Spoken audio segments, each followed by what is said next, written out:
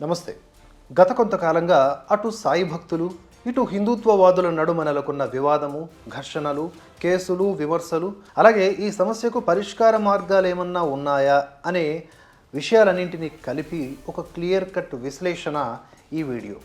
ఒక్క పాయింట్ కూడా మిస్ కాకుండా చూసిన వారు మాత్రమే మీ అభిప్రాయాలను మీకు తోచినట్లుగా కామెంట్స్ రూపంలో తెలియజేయండి. షిరిడి సాయిబాబా, ముందుగా ఇతను ముస్లిం అనేది ప్రధానంగా హిందుత్వవాదులు చేస్తున్నటువంటి వాదన.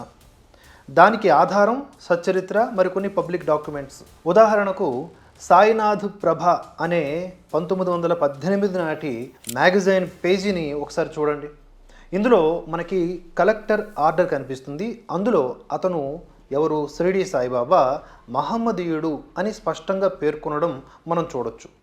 షిరిడి సాయిబాబా గారు చనిపోయాక ఆయన ఆస్తుల విషయంలో నెలకొన్న వివాద పరిష్కారానికి అప్పటి బ్రిటిష్ ప్రభుత్వం జోక్యం చేసుకున్నట్లుగా ఈ డాక్యుమెంట్ ఆధారంగా మనకి అర్థమవుతోంది. 1918 అక్టోబర్ 24 నాటి అహ్మద్నగర్ డిస్ట్రిక్ట్ మెజిస్ట్రేట్ అంటే కలెక్టర్ సిఏ బేట్స్ ఒక అధికారిక ఉత్తర్వు జారీ చేశారు ఈ విధంగా అని ఈ సాయినాథ్ ప్రభ మ్యాగజైన్లో చెప్పబడింది. ఈ డాక్యుమెంట్లోని ప్రధాన అంశాలని ఒక్కసారిగా గమనిస్తే మనకి నెంబర్ 1 స్పష్టమైన గుర్తింపు.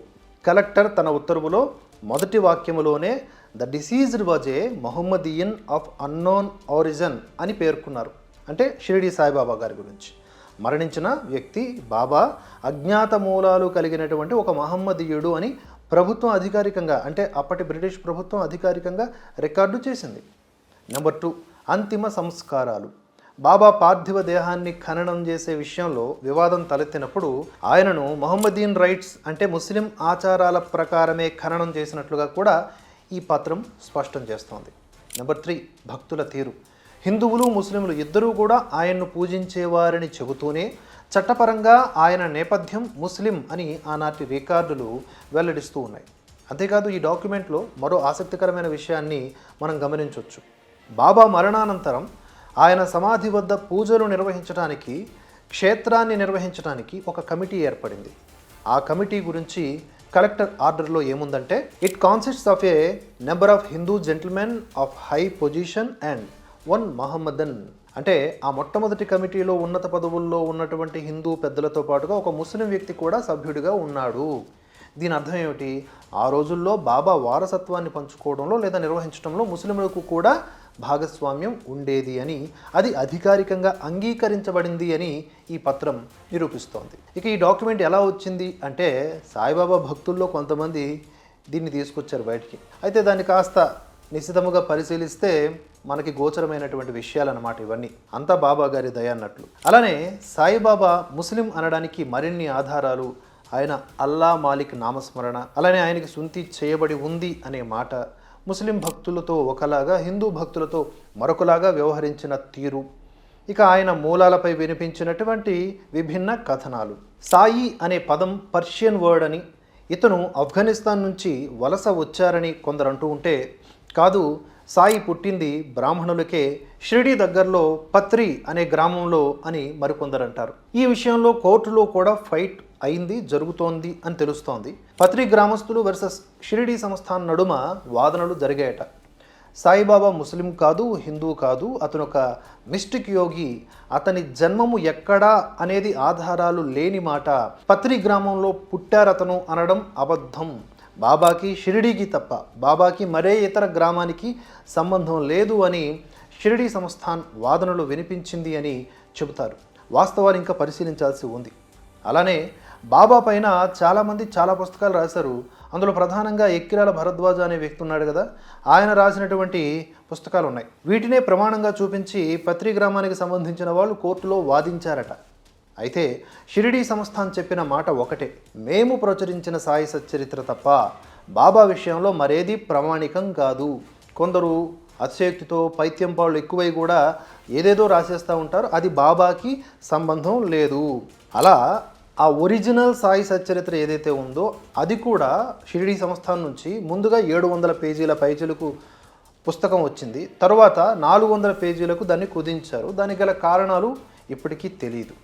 కుదించినా కుదించకపోయినా అధికారికంగా ఆ సంస్థ నుండి ప్రచురితమైన ప్రతిదీ ప్రమాణమే కనుక ఆయా సచ్చరిత్రలలో షిరిడి సాయిబాబా ముస్లిం అని స్పష్టంగా ఉన్నది. ఇక ఆయన ముస్లిం అయితే ఏంటి, సిద్ధపురుషులకు, దత్తాత్రేయ అవతారునకు, పరమాత్మ స్వరూపునకు, సమర్థ సద్గురువుకు, యోగిరాజుకు కులమతాలు ఉండవు, వారిది అతీత స్థితి అని సాయి భక్తుల వాదన. కానీ సచ్చరిత్రలో చాలా అంశాలు ఆయన అతీతంగా ఉండే కంటే కూడా నిఖార్సైన ముస్లింగా బ్రతికాడు అన్నదానికే ఆధారాలు ఎక్కువగా చూపిస్తూ ఉన్నాయి. అయితే ఇక్కడ ముస్లిం అయితే ఏంటి అనేది వేసుకోవాల్సిన ప్రశ్న. ముస్లిం లేదా ఏ ఇతర మతాలకు సంబంధించిన వారినైనా సరే, అంటే హిందూయేతర మతాలకు సంబంధించిన వారిని పాషండులు అంటారు. పాషండులు అంటే వేరే ద్వంద్వార్థం తీయకండి, వేదమును అనుసరించని, అంగీకరించని వారు అని అర్థం. సనాతన ధర్మానికే సంబంధం లేని వారు ఏకంగా పరమాత్మ స్వరూపం లేదా అవతారం ఎలా అవుతారు? నాట్ ఓన్లీ సాయిబాబా, ఎవరైనా సరే అవుట్ సైడర్స్. ఇది హిందుత్వవాదుల సూటి ప్రశ్న. ఇలా మొదలైనటువంటి అనేక వాదోపవాదాల నడుమ కొందరు పెద్దలనే మాట, అంటే సాయి భక్తుల్లో పెద్దలనే మాట, హిందూ ధర్మంలో ఎవరు దేన్నైనా మొక్కవచ్చు, చెట్టును పుట్టను మొక్కినప్పుడు బాబాను మొక్కితే తప్పేంటి అని. అలాగే బాబాని మొక్కినప్పుడే మాకు కోరికలు నెరవేరాయి, ఇతర దేవీ దేవతలను మొక్కినప్పుడు మాకు కష్టాలు వచ్చాయి అని కూడా దిగజారి మాట్లాడుతూ ఉంటారు. సరే, వారి దిగ్భ్రమకి కాసేపు శ్రద్ధాంజలి ఘటించేసి ఇక్కడ వ్యక్తిగతం వేరు, సనాతన ధర్మాచారాలు వేరు అనే లైన్ని మనం గుర్తుపెట్టుకోవాలి. వ్యక్తిగతంగా ఎవరైనా దేనినైనా పూజించవచ్చు, లేదా నాస్తికులుగాను జీవించవచ్చు. కానీ సనాతన ధర్మ మార్గంలోకి చొరబడి హిందువులను తప్పుదోవ పట్టించటం తప్పు కదా. అన్నీ సమానమే అయితే జగద్గురువు శంకరాచార్యుల వారు ఎందుకు 75 అవైదిక మతాలను ఖండించారు, షణ్మతాలను పునఃస్థాపన చేశారు? అంటే సంస్కరణలు ఉంటాయి ఎప్పుడైతే సమాజం దారి తప్పుతుందో అప్పుడు. అలా సాయిబాబా పేరుతో ఇక్కడ జరుగుతున్నది కూడా ఇదే. సాయిబాబా గారు అలా చేశారా లేదా అనేది కూడా ఒక వాదన. సాయిబాబా గారి పేరుతో జరుగుతున్నది ఏమిటి అనేది ఇక్కడ ప్రధాన వాదన. ఇక్కడ సాయిబాబాకు సంబంధించి కోట్లాది మంది భక్తులు ఉన్నారు, లేదా వేలాది పూజారులు ఉన్నారు, అదే వారి వృత్తి అన్నది కూడా వేరే అంశం. దానికంటే ధర్మం కలుషితం చేయరాదు అనేది ప్రధాన అంశం. సాయిబాబా గారిని సాయిబాబా గారిలాగా పూజించినా గౌరవించినా ఎవరికీ సమస్య లేదు. కానీ దానికి హిందుత్వం మిక్స్ చేసినప్పుడు మాత్రమే కలుషితం అవుతుంది. అలా చేయడం మూలాన సాయిబాబా ప్యూర్గా పూజింపబడట్లేదు. ఈవెన్ సాయిబాబా కూడా ప్యూర్గా పూజలు అందుకోవట్లేదు. అలాగే ఇతర హిందూ దేవతలు కూడా ప్యూర్గా పూజింపబడట్లేదు. అంటే పరిశుద్ధత లేదు అక్కడ, ఇటు సాయిబాబాకి లేదు, అటు హిందూ దేవీ దేవతలకు లేదు. ఎందుకంటే కలగా పులగం. ఎందరో అవధూతల పేరిట ఉన్నారు కదా. బాబాతో ప్రాబ్లం ఏమిటి అంటే, ఏ అవధూత ఇలా సర్వావతారాలు నేనే, సర్వము నేనే అని చెప్పలేదు, లేదా వారు చెప్పారని ఎవరు పుస్తకాలు రాయలేదు, ఆ సాహసము చేయలేదు. అలా చెబితే అది మోసమే అవుతుంది. అలా చెప్పిన వాడు ఒక్కడే, అతడే కృష్ణ పరమాత్మ. అతనికి అతనే సాటి, అతనే అన్నింటికీ మూలం. అతను తప్ప ఇంకెవరూ లేరు, అతనితో కంపారిజనే లేదు. కానీ ఆ గీతావాక్యాలే తీసుకువచ్చి బాబా చెప్పినట్లుగా మారిస్తే అప్పుడు గీతాచార్యుణ్ణి, అతన్ని నమ్మినటువంటి సనాతన ధర్మానికి సంబంధించిన హిందువుల్ని అవమానించినట్లే కదా. ఇక్కడ ఎవరి మనోభావాలను దెబ్బతీస్తున్నారు? ఇక్కడ హిందువులమైన మా మనోభావాలను దెబ్బతీస్తున్నారు అనేది ముందుగా తీసుకోవాల్సిన విషయం. కంప్లైంట్ ప్రధానంగా ముస్లింని హిందువులు పూజించటం, అతనిని పరమాత్మ అనడం మూఢనమ్మకమే అవుతుంది. ఎందుకంటే ముస్లింల దృష్టిలో హిందువులు ఎవరు? అవిశ్వాసులు, ఇంకా చెప్పాలంటే కాఫీర్లను కూడా అంటారట. మరి వైస్ వెర్సాలో చూసుకుంటే హిందువుల దృష్టిలో ముస్లింలు కూడా అవిశ్వాసులు, అంటే అవైదికులు, పాషండులు ఇలాంటివి. మరి ఇక్కడ సాయిబాబా విష్ణు సహస్రనామం చదివించాడు కనుక అతను ఒక గురువు అని అనుకుంటే తప్పు లేదు అని చిన్నజీయ స్వామి వారు చెప్పినా, మా గురువు గారు వద్దిపర్తి గారు లేదా శ్రీ గరికపాటి గారు బాబా సంబంధిత ప్రవచనాలు చెప్పి ఉన్నా లేదా చెబుతున్నా, చాగంటి వారు తమ ఇంట్లో బాబా గారి ఫోటో పెట్టుకున్నా, గత 100 లేదా 150 ఏళ్ల చరిత్రలో పుస్తకాల్లో అక్కడక్కడ ఎవరో బాబాని సమర్థించినట్లుగా లింకులు చూపించి పాయింట్స్ ఉన్నా, ఇవేవి సాయిబాబాని సనాతన ధర్మానికి లింకప్ చేసే ప్రమాణాలు కావు. అప్పటికి వారికున్న అవగాహన ఆధారాలతో వారు చేసిన ప్రవచనాలు లేదా అభిప్రాయాలు అవి. గరికపాటి గారు షిరిడీ సాయిబాబాను శివునితో పోల్చారట. అది కేవలం అతని అభిప్రాయం లేదా అతనుకున్న అవగాహన. అది హిందువులకు ప్రమాణం కానే కాదు. పెద్దలైనా పిల్లలైనా శాస్త్రపరమైన వచనాలు ఏవైతే చెబుతారో అవే మనకి ప్రమాణం. ఇక్కడ వ్యక్తి కాదు, వ్యక్తి నోటి ద్వారా వస్తున్నటువంటి శాస్త్రమే ప్రమాణం. గీతాచార్యుడు చెప్పిన మాట ఏంటి? తస్మాత్ శాస్త్ర ప్రమాణం కదా. బాబావారు ముస్లిం అని చెప్పి హిందుత్వవాదులు ఆధార సహితంగా చెబుతున్నటువంటి విషయం అది కాదు, అది నిజం కాదు, ప్రమాణపూర్వకంగా మేము నిరూపిస్తామని ముందుకొచ్చి చెప్పవలసిన బాధ్యత ఎవరిది? సాయి భక్తులది, షిరిడీ సంస్థాంది. అలా కాకుండా ధనం ఉంది కదా అని చెప్పి పరువు నష్టం దావాలు, బలం ఉంది కదా అని చెప్పేసి కేసులు పెట్టేస్తే అది కేవలం అధికార దుర్వినియోగం అవుతుందే తప్ప నీతి కానే కాదు. ఏంటి కాదు? నీతి కానే కాదు. అందుకే నేను ఒకటే మాట చెబుతున్నా, సాయిబాబాని సాయిబాబాలా ఎవరైనా పూజించాలనుకుంటే పూజించుకోవచ్చు, అడగడానికి మనమెవరం. కానీ దానికి సనాతన ధర్మానికి సంబంధం లేదు. ఇది చెప్పడానికి నువ్వెవరు అంటే మాత్రం నేను సనాతన ధర్మానికి సంబంధించిన వాడిని, నేను వైదికుడిని, నేను హిందువుని, కాబట్టి నా మనోభావాలు దెబ్బతిన్నప్పుడు అడిగే హక్కు నాకు ఉంటుంది. అది వీడియో మాధ్యమాల్లో అయినా న్యాయస్థానాల్లో అయినా. ఈ వాదన అంటే మా వాదన అబద్ధమని చర్చలు లేదా ఇతర సిద్ధాంతపరమైన వైఖరుల ద్వారా మాత్రమే నిరూపించగలిగితే ఈ వివాదాన్ని నేనే ఆపేస్తాను. వ్యక్తిగతంగా నా వరకు నేను ఆగిపోతాను. చెప్పా కదా, వితండవాదము, అభూత కల్పనలు, దూషణలు, మ్యాజిక్కులు, జిమ్మిక్కులు ఇలాంటివి శాస్త్ర ప్రమాణం కాదు. తస్మాత్ శాస్త్ర ప్రమాణం. కానీ ఇవి శాస్త్రాలు కావు. దత్తాత్రేయుడు అవతారం సాయిబాబా అని చెప్పడానికి ఏదో ఒక పుస్తకం ప్రమాణం అయితే అలాంటి పుస్తకాలు 100 రాస్తారు రేపు. పుస్తకాలు వేరు, శాస్త్రాలు వేరు, అందులో ఉన్న ప్రమాణాలు వేరు. దత్తాత్రేయుడిని పూజించినా, ధ్యానించినా, తపించినా, స్మరించినా ఎన్నో బాధలు తొలగిపోతాయి, కష్టాలు తొలగిపోతాయి. అలాంటి దత్తాత్రేయుణ్ణి మరిచిపోయింది నేటి హిందూ సమాజం. వ్యాసుని మర్చిపోయింది, శంకరాచార్యుల్ని మర్చిపోయింది, మధ్వాచార్యుల్ని మర్చిపోయింది, రామానుజాచార్యుల్ని మర్చిపోయింది. వీళ్ళందరినీ కూడా హిందూ సమాజం కోల్పోతోంది. వాళ్ళను మర్చిపోవడం అంటే ఏంటి? వాళ్ళు మనకు అందించిన జ్ఞానాన్ని కోల్పోవడం. ఇక్కడ మహిమలు, ఈ డమ్మాభూషం మాటలు కాదండి. నమ్మితే కోరికలు నెరవేరుతాయి అలాంటి గురువులు కాదు. మనకు గురువులు అంటే జ్ఞానానికి సంబంధించిన వారని అర్థం. కొత్తొక వింత పాతొక రోత అనేలాగా కొత్త దేవుడండి అనే ప్రతి బిజినెస్ మాడ్యూల్లో ఆ వలలో హిందువులు, అందులో ప్రధానంగా హిందూ స్త్రీలు చిక్కుకుంటున్నారు. కనుక మళ్ళీ చెప్పేది ఏంటంటే సాయిబాబా ఎవరు? అతను ఒక ముస్లిం. ఇప్పుడు ఈ విషయాల ఆధారంగా ఎవరైతే విషయాలను ప్రచారం చేస్తూ జనులకు అవగాహన కల్పిస్తున్నారో మాబోటి వారు, వారిని క్యారెక్టర్ అసాసినేట్ చేస్తున్నారు.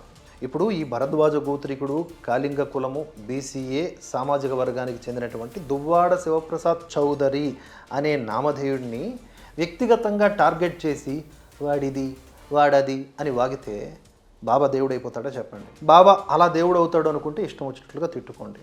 బాబా విషయంలో మా ప్రతిపాదిత విషయాలను ట్రిగ్గర్ అవ్వకుండా మరియు ట్రిగ్గర్ చేయకుండా విభేదించగలిగితే ఆ సామర్థ్యం ఉంటే విభేదించుకోండి.